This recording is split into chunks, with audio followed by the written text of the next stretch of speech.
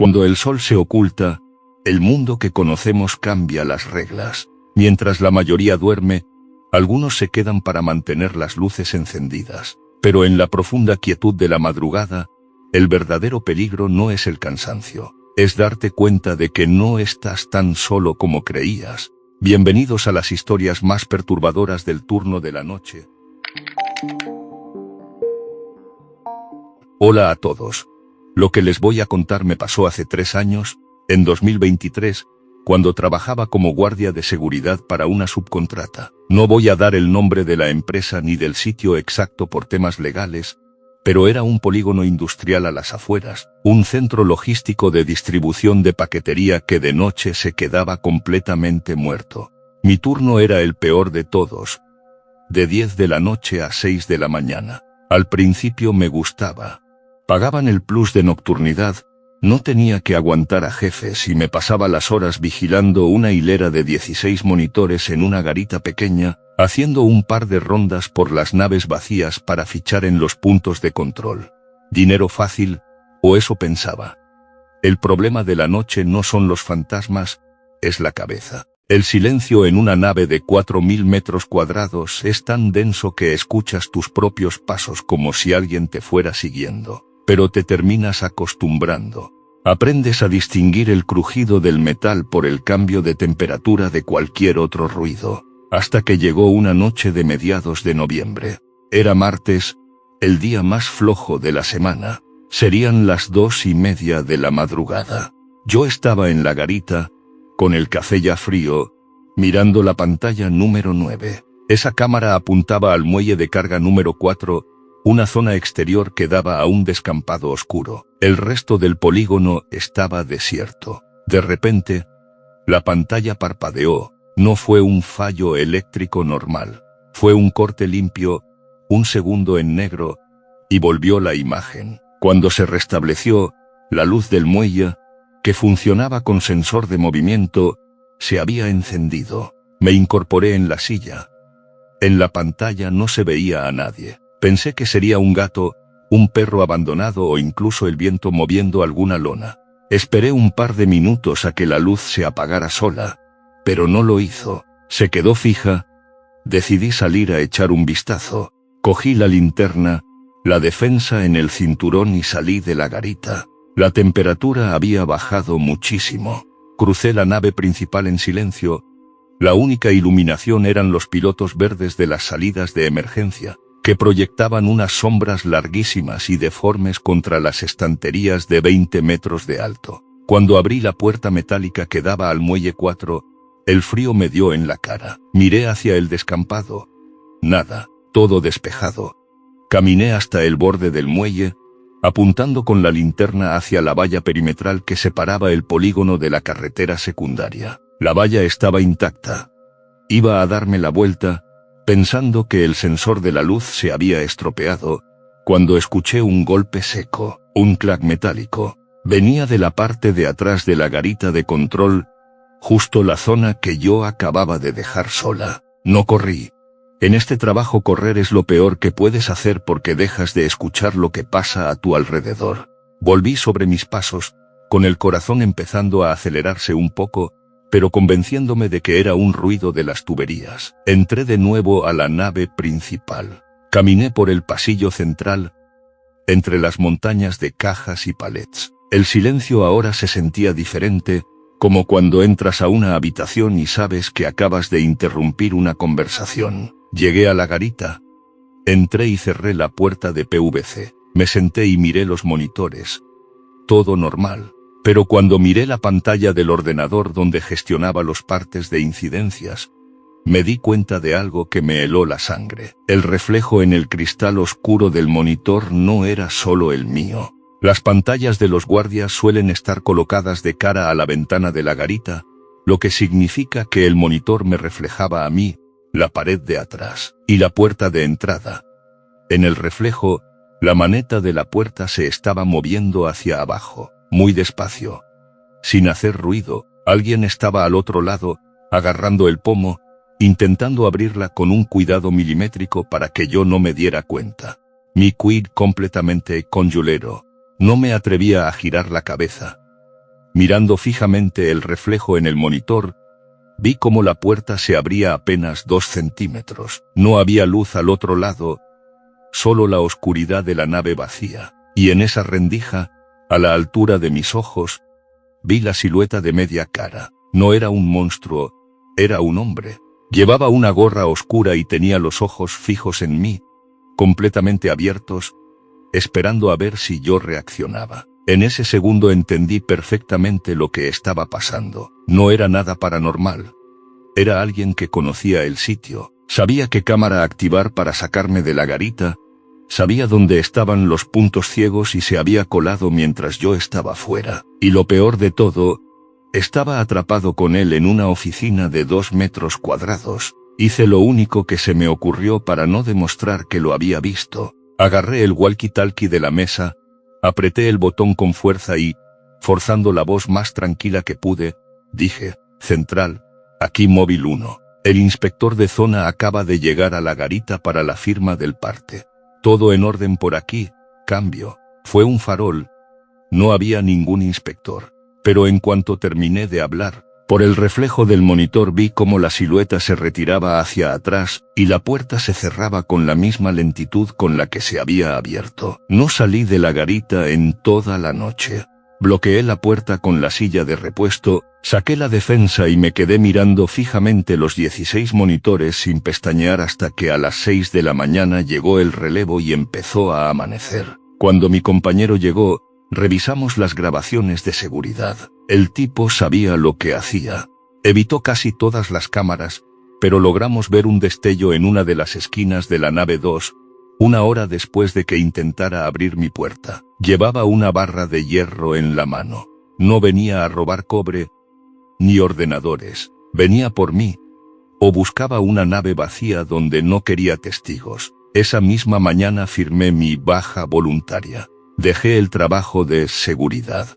Ganar un poco más al mes no vale la pena cuando descubres que el verdadero peligro de la noche no son las cosas que imaginas en la oscuridad, sino las que caminan en ella de forma completamente real.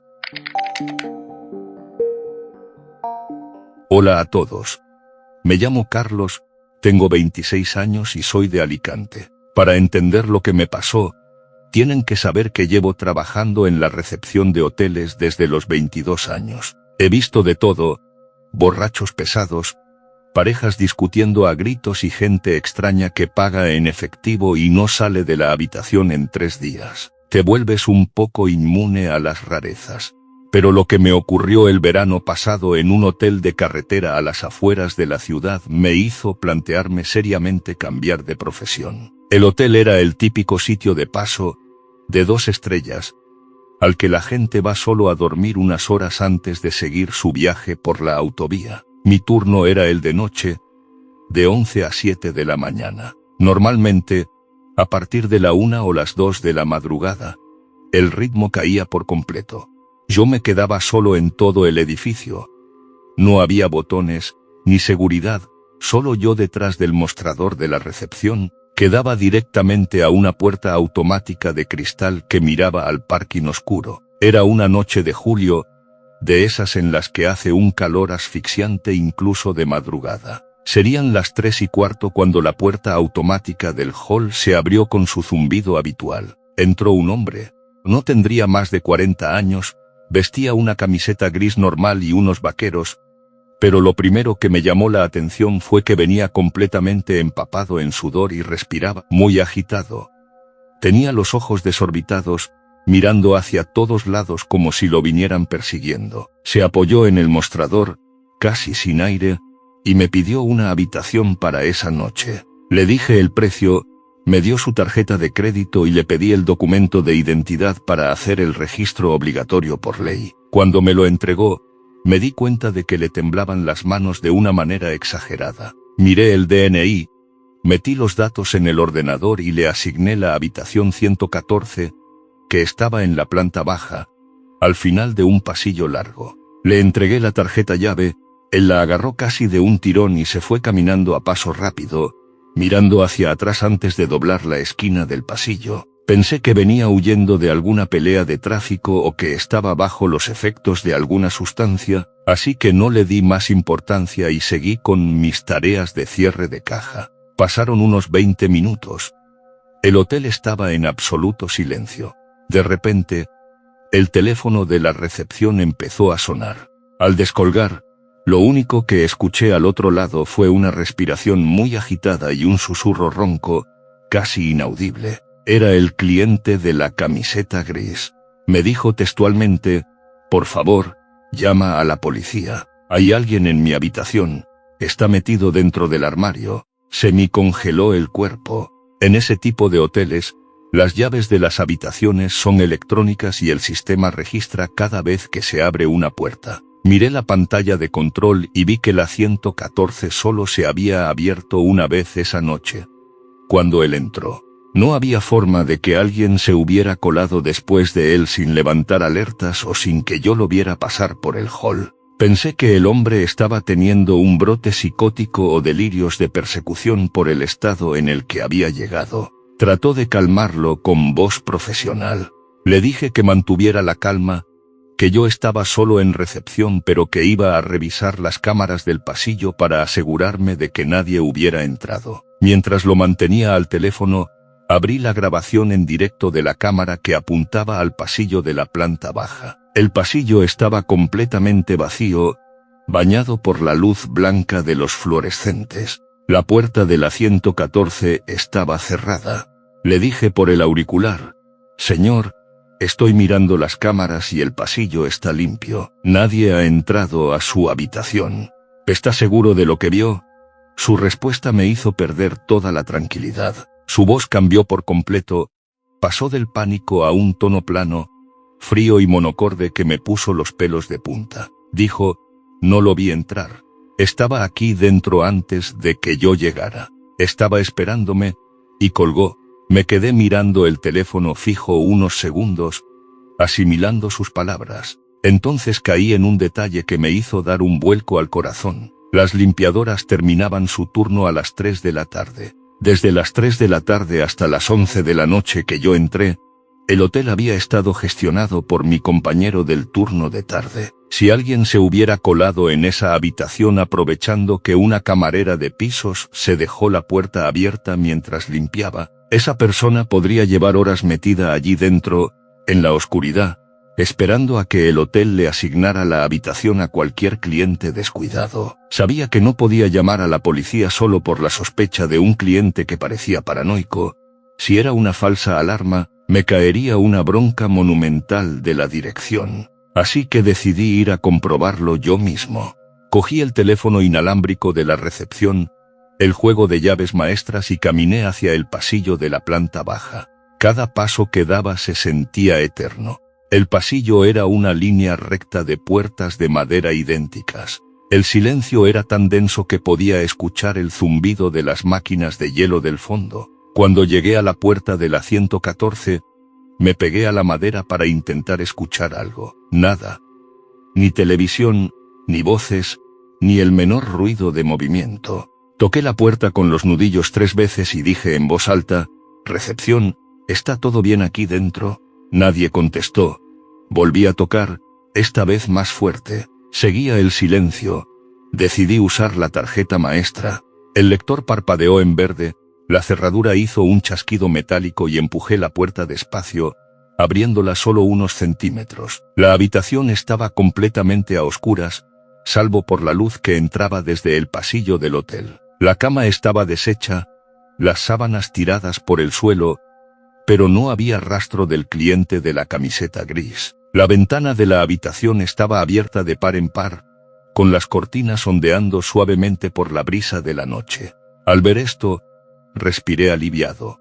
Pensé que el tipo simplemente se había asustado de su propia sombra, había saltado por la ventana hacia el parking de abajo y se había largado del hotel. Iba a entrar para encender la luz del interruptor principal cuando mi mirada se desvió hacia la derecha de la estancia, donde estaba el armario empotrado de madera. Las puertas correderas del armario estaban abiertas de par en par. Estaba completamente vacío.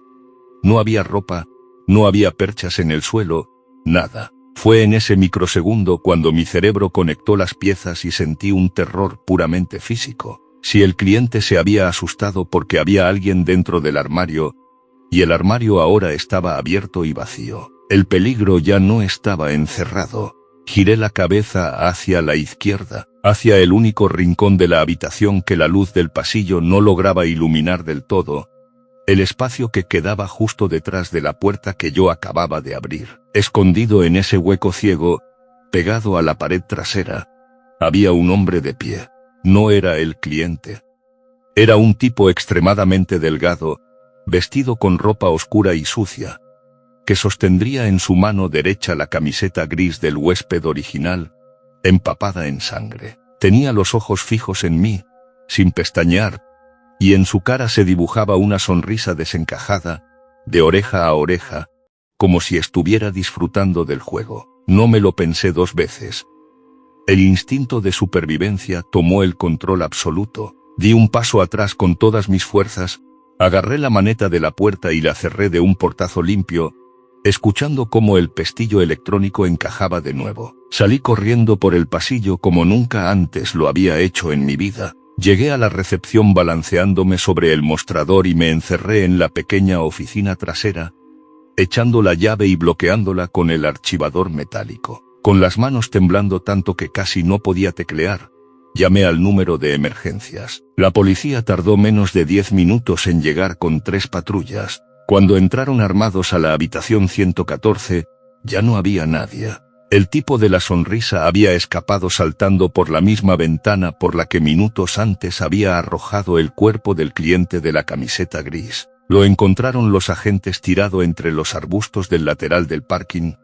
El pobre hombre no había logrado huir. Lo habían atacado por la espalda en cuanto intentó salir de la habitación después de colgarme el teléfono. La investigación posterior reveló que el agresor era un vagabundo con un historial delictivo violento que llevaba 3 días rondando el polígono cercano. Se había colado en el hotel a mediodía, aprovechando el descuido de una limpiadora, y pasó más de 8 horas agazapado en el fondo de ese armario, esperando a su víctima en la más absoluta oscuridad. Dejé el trabajo en el hotel esa misma semana. Desde entonces, no puedo entrar a ninguna habitación, ni siquiera a la de mi propia casa, sin encender primero todas las luces y asegurarme de comprobar meticulosamente qué hay detrás de cada puerta abierta.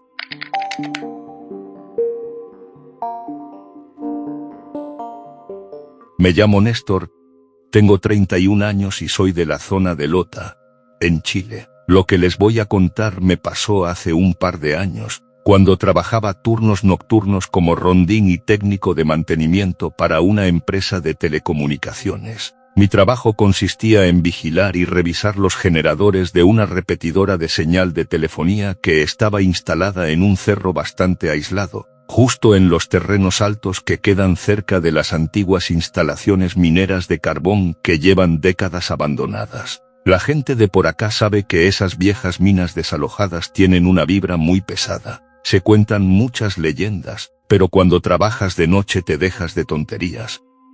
El verdadero miedo ahí arriba es que te salga una jauría de perros hambrientos o un grupo de delincuentes que busquen robarse los cables de cobre de las instalaciones. Mi turno iba de 10 de la noche a 6 de la mañana, y me la pasaba solo en una pequeña caseta prefabricada junto a las antenas, con la única compañía de una radio portátil y mis herramientas. Era una noche de junio, pleno invierno, y la neblina densa de la costa había subido tanto que casi no se veía a 3 metros de distancia. El frío calaba los huesos.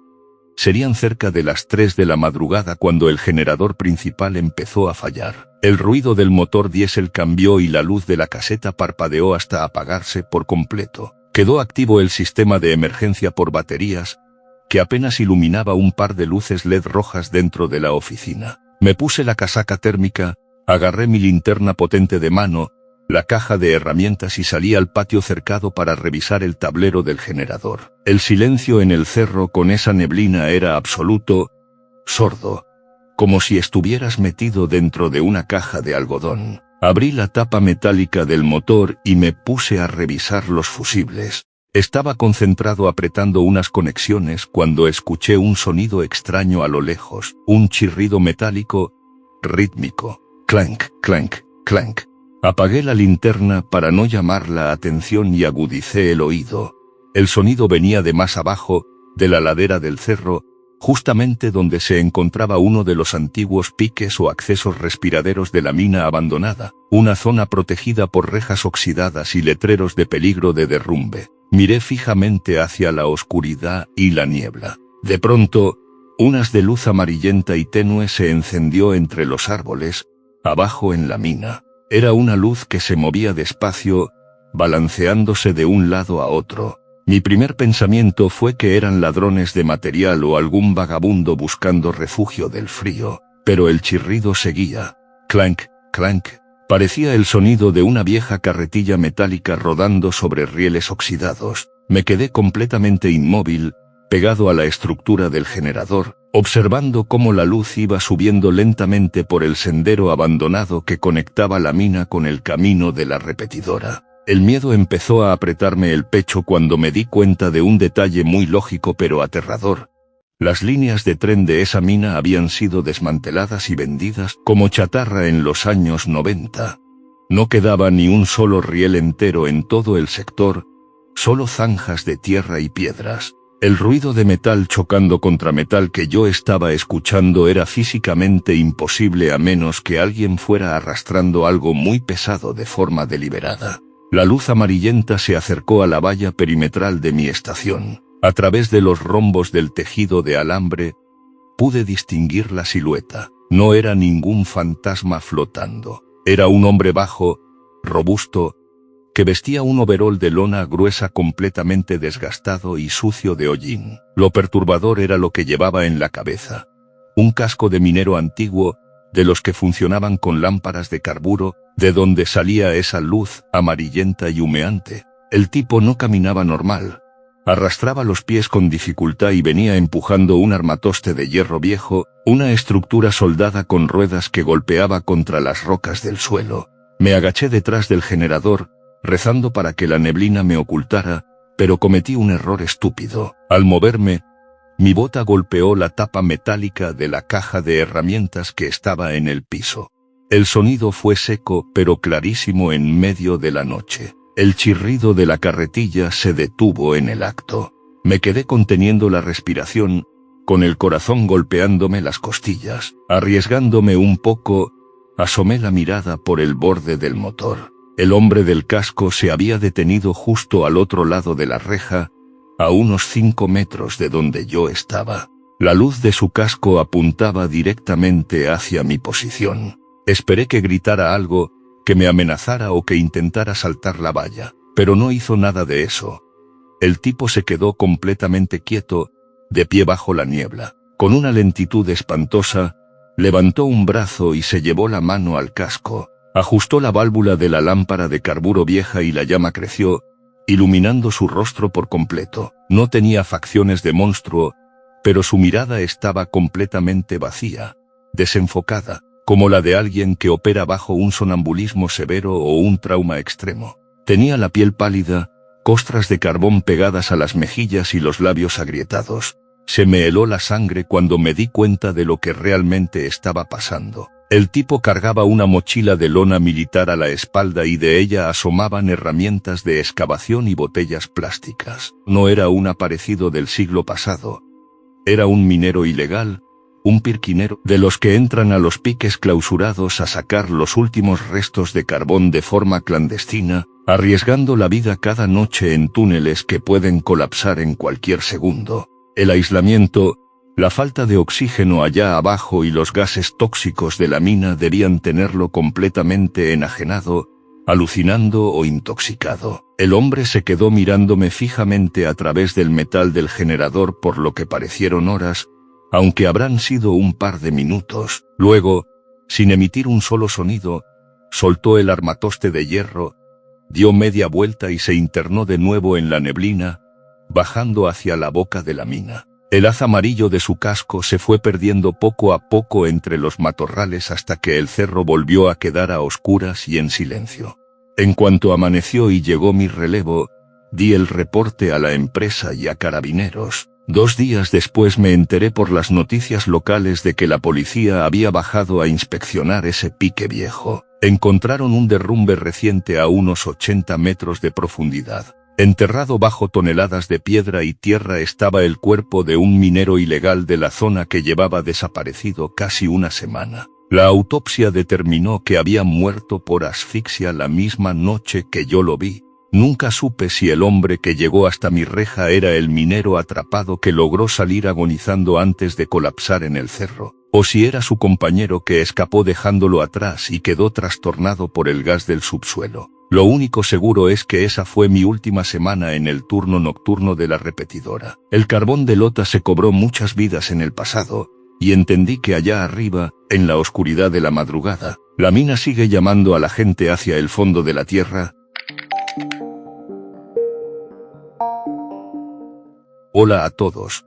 Me llamo Mateo, tengo 32 años y soy de Mendoza, Argentina. Durante mucho tiempo trabajé como despachador y técnico en ruta para una empresa que da asistencia mecánica a camiones de carga pesada en los tramos que cruzan hacia la cordillera. Es un trabajo duro, sobre todo cuando te toca cubrir las guardias de la madrugada. Te pasas horas manejando una camioneta de auxilio por rutas completamente desiertas, donde la señal del celular va y viene, y donde lo único que te acompaña son los faros de tu vehículo reflejándose en el asfalto.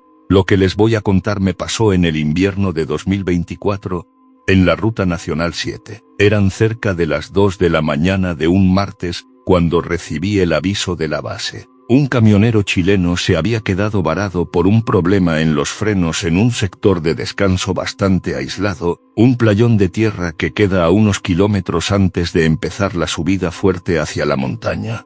Preparé las herramientas, cargué un par de repuestos y salí a la ruta.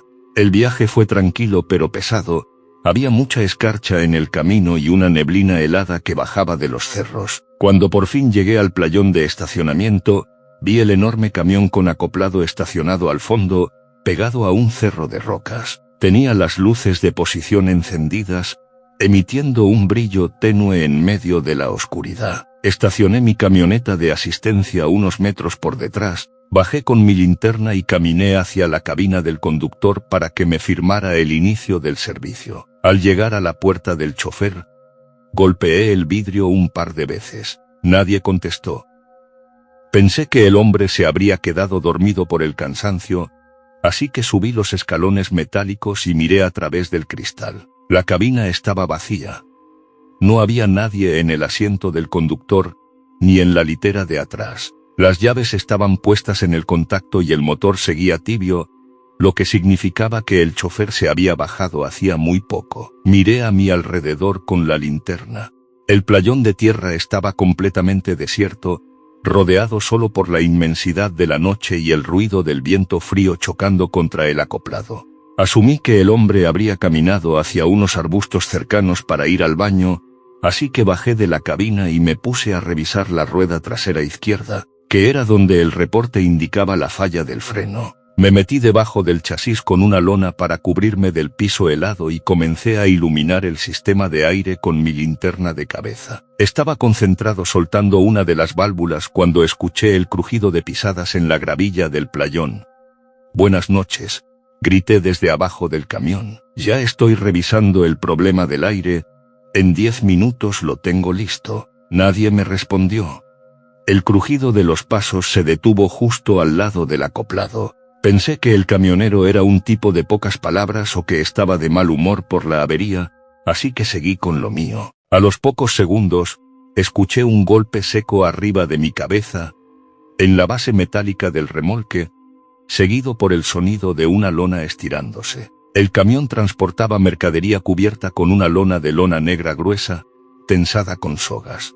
El ruido sonaba exactamente como si alguien estuviera trepando por el costado del camión, buscando colarse entre la carga. Me deslicé hacia afuera del chasis, molesto, pensando que el chofer estaba haciendo alguna maniobra peligrosa mientras yo trabajaba abajo. Al salir y ponerme de pie, apunté con la linterna hacia el techo del acoplado. No había nadie, pero cuando bajé el haz de luz hacia el suelo, me di cuenta de algo que me erizó la piel. Al lado de mis herramientas, en la tierra húmeda por la escarcha, había huellas de pisadas, pero no eran las de unas botas industriales de camionero, eran marcas de pies descalzos, pisadas nítidas de una persona que caminaba sin zapatos sobre el piso congelado a 3 grados bajo cero, y las huellas no venían desde la cabina del camión ni desde los arbustos del camino.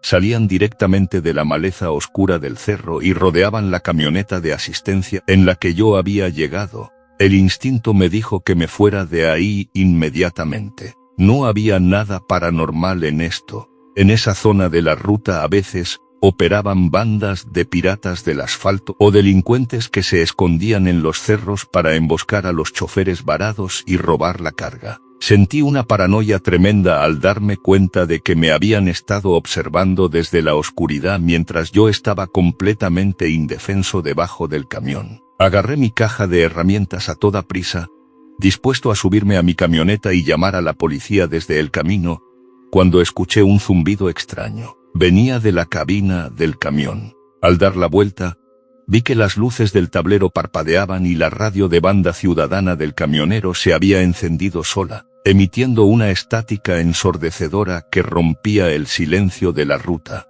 Entre el ruido de la estática, se escuchó una voz quebrada que decía por el altavoz: «No bajes. Por favor, no te bajes de la camioneta». Era la voz del camionero chileno. Pero el sonido no venía de la cabina, venía transmitido desde otro radio de frecuencia. En ese mismo instante, los faros de mi camioneta de asistencia se encendieron de golpe. Alguien estaba sentado en el asiento del conductor de mi vehículo. A través del parabrisas, iluminado por la luz del tablero, alcancé a ver la silueta de un hombre muy delgado, con el pelo revuelto y los hombros encogidos. Estaba revisando mi guantera con movimientos frenéticos, buscando las llaves que, por suerte, yo llevaba en el bolsillo de mi campera. El tipo se dio cuenta de que lo estaba mirando. Giró la cabeza hacia mí de forma violenta y me golpeó el cristal del parabrisas desde adentro con una piedra que llevaba en la mano, con una furia salvaje en el rostro.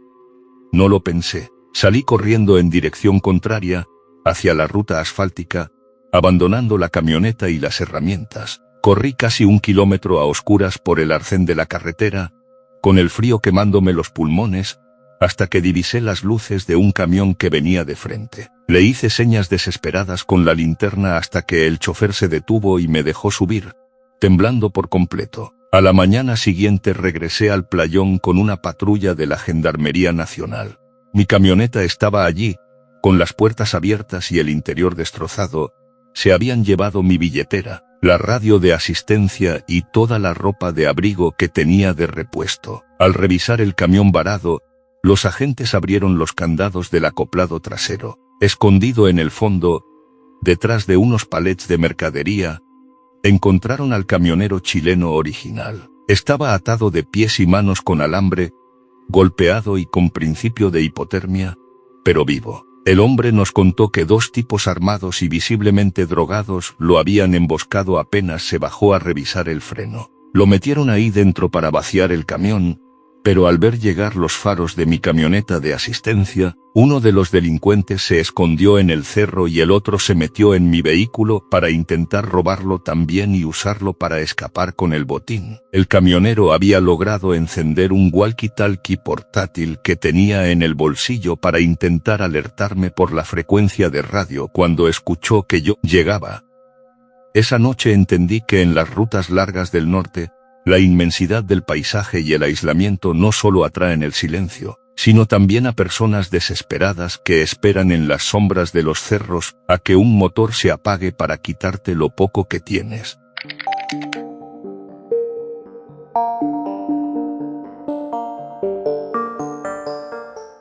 Me llamo Andrés, tengo 29 años y soy de Bogotá, Colombia. Hace unos años trabajaba en el departamento de mantenimiento técnico para un gran hospital público de la ciudad.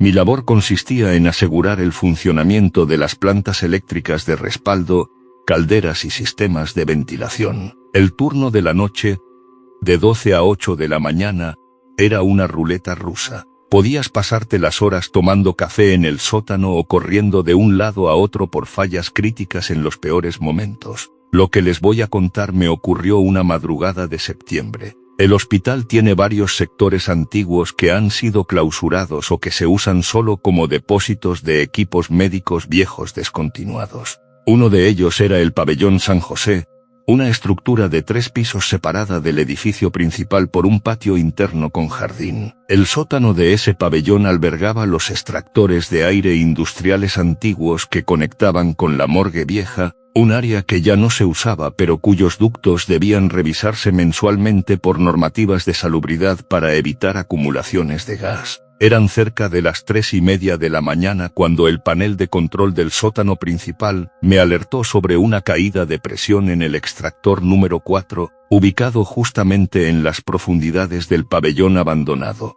Agarré mi caja de herramientas, la linterna de mano y las llaves de acceso metálicas. Crucé el patio interno bajo una llovizna helada y abrí la pesada puerta de madera del pabellón San José. Al entrar, el olor a humedad y a desinfectante rancio me golpeó de inmediato. El lugar estaba en penumbra total. La única iluminación venía de los faroles públicos del exterior que se filtraban por los ventanales sucios. Bajé por las escaleras de concreto hacia el subsuelo. Mis pasos resonaban en el eco del edificio vacío de una forma molesta. Así que intenté caminar lo más despacio posible. Llegué a la puerta metálica del cuarto de máquinas del sótano, pasé la llave maestra y entré. El extractor 4 era una turbina enorme de hierro que hacía un ruido ensordecedor cuando funcionaba, pero ahora estaba completamente detenida. Iluminé el tablero eléctrico adjunto y vi que el interruptor principal había saltado de golpe. Mientras revisaba el cableado con el destornillador de prueba, escuché un sonido sutil que no encajaba con la maquinaria. Era el roce de algo arrastrándose dentro de los enormes ductos de ventilación galvanizados que recorrían el techo de la sala. Pensé inmediatamente en ratas o palomas atrapadas en las rejillas exteriores. Golpeé el tubo metálico con una llave inglesa para espantarlas. El eco metálico resonó por todo el sótano. Sin embargo, en lugar de escuchar el correteo rápido de un animal asustado, el sonido cesó por completo. Hubo un silencio de unos segundos y luego escuché 3 golpes lentos, pesados y espaciados, respondiendo a mi golpe desde el interior del ducto, justo arriba de mi cabeza. ¡Pum! ¡Pum! ¡Pum! Me bajé de la escalera de mano de un salto. La adrenalina me puso en alerta máxima. Los ductos de esa sección tenían un diámetro de casi 1 metro. Eran lo suficientemente amplios como para que una persona pudiera arrastrarse por ellos. Pensé en un habitante de calle que hubiera encontrado una entrada desde el exterior o en alguien intentando robar herramientas del hospital colándose por los accesos técnicos. El área está restringida.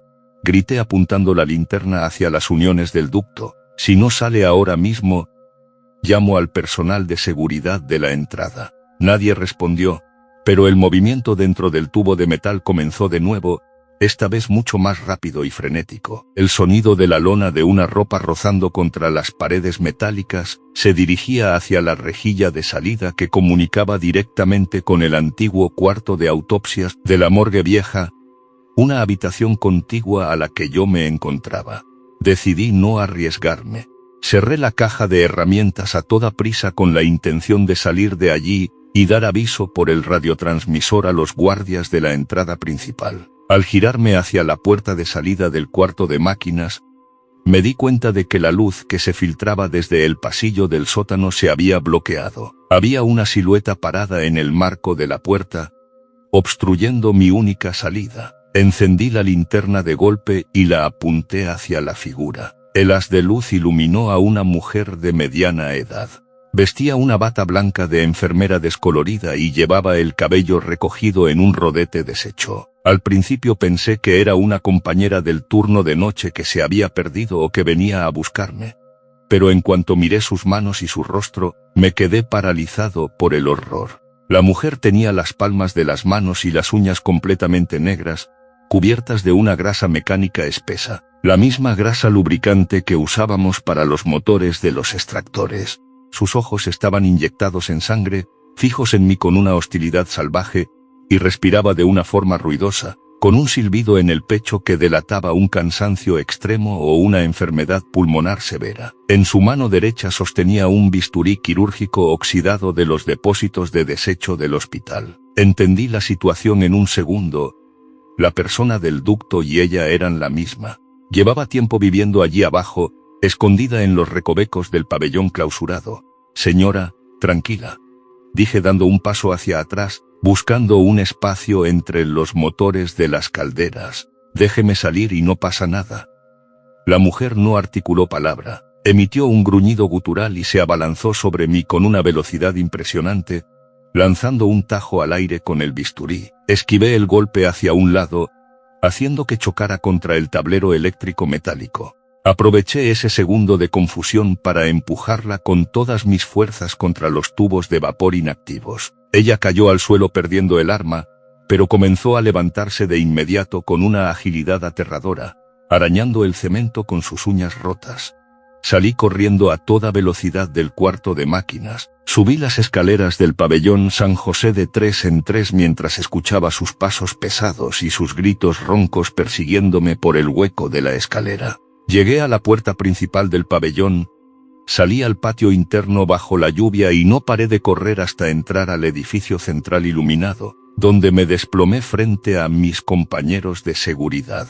La policía del cuadrante y el equipo de seguridad del hospital realizaron una inspección exhaustiva del pabellón San José esa misma madrugada. En los ductos de ventilación y en un rincón oculto de la morgue vieja, encontraron un camastro improvisado con sábanas robadas del hospital, restos de comida descompuesta y varias pertenencias personales que habían sido reportadas como robadas por el personal de enfermería en los últimos 2 meses. La mujer fue capturada horas después mientras intentaba salir por una de las alcantarillas que conectaban con el exterior del hospital. Resultó ser una paciente psiquiátrica que se había fugado de un centro de reposo del sur de la ciudad 3 meses atrás, y que había encontrado en los sótanos abandonados del hospital el escondite perfecto, moviéndose por las noches a través de los ductos de ventilación para subsistir sin ser detectada. Fui transferido a otra sede del hospital en el norte de la ciudad la semana siguiente.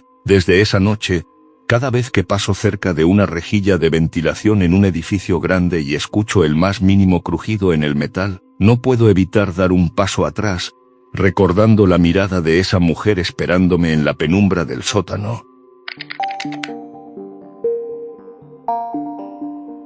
Hola a todos.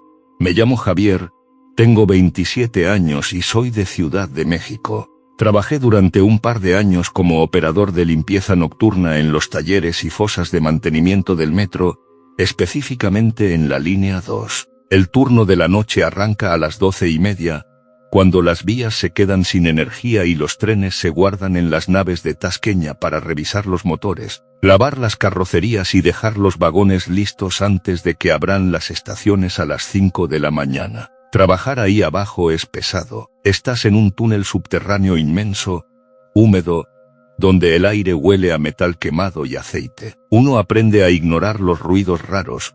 Las estructuras crujen por el cambio de temperatura y las ratas corren entre los rieles todo el tiempo. Pero a mitad de 2025 me tocó una experiencia que me hizo dejar el uniforme y buscar trabajo en la superficie. Era la madrugada de un jueves, cerca de las 3 de la mañana. Me asignaron la limpieza interior de un convoy que acababa de entrar a la fosa 3 después de una avería menor en las puertas. El tren estaba completamente apagado, un gusano naranja gigante y silencioso en medio de la nave industrial. Empecé a trabajar desde el primer vagón con mi cubeta, el desinfectante y una linterna de cabeza, avanzando pasillo por pasillo mientras retiraba la basura que la gente dejaba tirada en los asientos.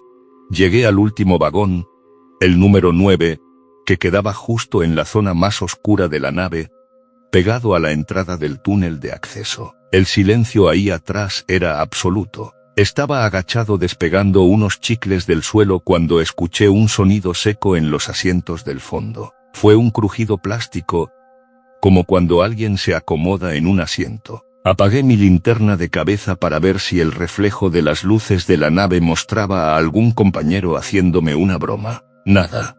Volví a encenderla y caminé hacia la cabina trasera del tren. Pensé que tal vez un conductor se había quedado dormido en la litera de descanso de la cabina. Golpeé la puerta metálica. «Buenas noches, ya voy a terminar de limpiar acá atrás», dije en voz alta. Nadie me contestó. Abrí la puerta de la cabina con mi llave maestra. Estaba vacía, con los controles desconectados. Di media vuelta para regresar a mi cubeta cuando, al pasar junto a la última hilera de asientos de plástico gris, me percaté de un detalle que me hizo detenerme en seco. En una de las ventanas del vagón, el vapor de mi propia respiración y la humedad de la noche habían creado una capa fina de vaho sobre el cristal. Y en medio de ese vaho, había una marca fresca, el dibujo de una mano abierta, pequeña, como si alguien hubiera estado apoyado contra el vidrio mirando hacia el andén oscuro de la fosa apenas unos segundos antes. El corazón me dio un vuelco. No creía en fantasmas, pero sí creía en la gente que se metía a los talleres a robar cableado o a esconderse de la policía. En las estaciones del centro es común que los vagabundos se queden dormidos debajo de los asientos y terminen en los talleres sin que los guardias se den cuenta en la revisión rápida de las terminales. «A ver, amigo, sal de ahí», dije apuntando la linterna debajo de los asientos largos. «Ya va a venir la cuadrilla de mantenimiento y si te encuentran aquí te van a consignar a las autoridades». Silencio total. Caminé de regreso hacia el vagón número 8 para buscar mi radiotransmisor y avisar al jefe de estación, pero en cuanto crucé el pasillo de intercomunicación de goma que une a los vagones, escuché un golpe metálico fuerte detrás de mí. La puerta de la cabina trasera, la que yo mismo acababa de dejar abierta y asegurada, se había cerrado de un portazo limpio. Me giré de golpe. A través del cristal de la puerta intermedia del vagón, iluminado por el haz de mi linterna, vi movimiento. Había un tipo metido en el vagón 9. Vestía una sudadera gris con la capucha muy calada y unos pantalones oscuros llenos de grasa. Estaba de espaldas a mí, hurgando de forma violenta en el compartimento de herramientas que los operadores tenemos debajo de los asientos de los extremos. Vi cómo sacaba una barra metálica pesada, una de las palancas que usamos para destrabar las puertas neumáticas en caso de emergencia. El tipo se guardó la barra bajo la sudadera, se giró hacia el pasillo y me miró fijamente a través del vidrio de la puerta divisoria. No tenía cara de loco ni de espectro. Era un hombre joven, con ojeras profundas y marcas de picaduras en los brazos. Lo aterrador era su actitud.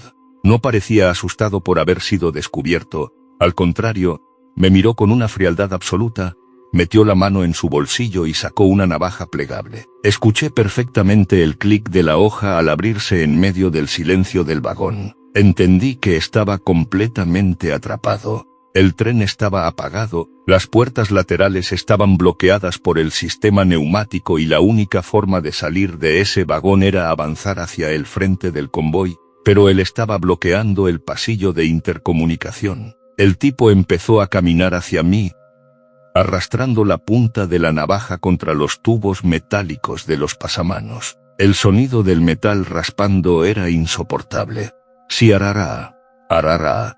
Sí, ararara. El pánico me hizo reaccionar. En lugar de correr hacia adelante donde podía arrastrarme en un pasillo cerrado, me pegué a la puerta lateral del vagón 8, busqué a ciegas la palanca de emergencia roja que viene oculta debajo de una tapa de plástico y la jalé con todas mis fuerzas. El aire del sistema neumático se liberó con un silbido violento. PSSSH. Las puertas del vagón se abrieron apenas unos 15 centímetros antes de trabarse por la falta de energía total. Fue suficiente. Dejé caer la cubeta, me deslicé de lado por la abertura como pude y caí de rodillas sobre el concreto frío de la fosa de mantenimiento, lastimándome la pierna derecha. Desde el suelo de la fosa, miré hacia arriba. El hombre de la sudadera gris asomó la cabeza por la rendija de la puerta que yo acababa de abrir. Tenía intenciones de saltar detrás de mí, pero el ruido del aire comprimido y el escándalo de mi cubeta cayendo alertaron a la cuadrilla de mecánicos que trabajaba en el motor del tren contiguo, a unos 50 metros de distancia. «Hey, ¿quién está ahí?», gritó uno de los mecánicos, alumbrando con una lámpara industrial hacia nuestro vagón. Al ver las luces de los mecánicos, el tipo de la navaja se arrepintió. Se metió de nuevo al vagón, corrió hacia la cabina trasera, abrió la puerta de emergencia del final del tren que daba directamente a las vías del túnel oscuro de Tasqueña, y se internó en la negrura de las vías subterráneas antes de que los guardias pudieran llegar.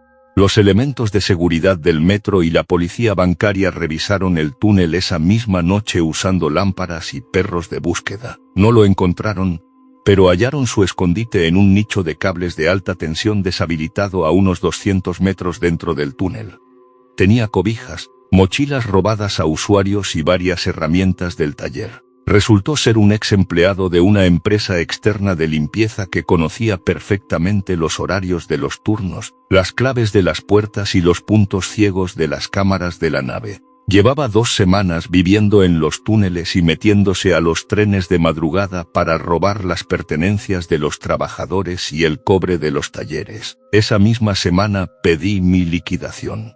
La línea 2 del metro tiene muchas historias de terror de las que la gente habla en los pasillos, pero para mí, la peor de todas siempre será recordar el sonido de esa navaja raspando el pasamanos del vagón apagado, sabiendo que en la oscuridad de los túneles siempre hay alguien vigilando, esperando a que te quedes solo. Y con esto llegamos al final de este recorrido por los turnos nocturnos más aterradores. 6 testimonios que nos demuestran que, cuando la mayoría duerme, la noche se vuelve un lugar hostil. A veces nos obsesionamos con buscar el peligro en los fantasmas, en las leyendas o en lo paranormal, cuando la cruda realidad nos demuestra que el verdadero terror, el más frío y despiadado, se esconde en las sombras humanas, en una reja perimetral bajo la niebla, en una ruta desierta o en el vagón apagado de un metro. Si este maratón de historias te ha mantenido en tensión y quieres seguir adentrándote conmigo en la oscuridad, no olvides dejar tu buen me gusta, suscribirte al canal y activar la campanita para no perderte los próximos casos. Déjame abajo en los comentarios cuál de las 6 historias te pareció la más perturbadora y qué habrías hecho tú en el lugar de estos trabajadores. Los estaré leyendo a todos. Cuídense mucho si les toca trabajar de madrugada, y miren siempre a su alrededor. Nos vemos en el próximo video.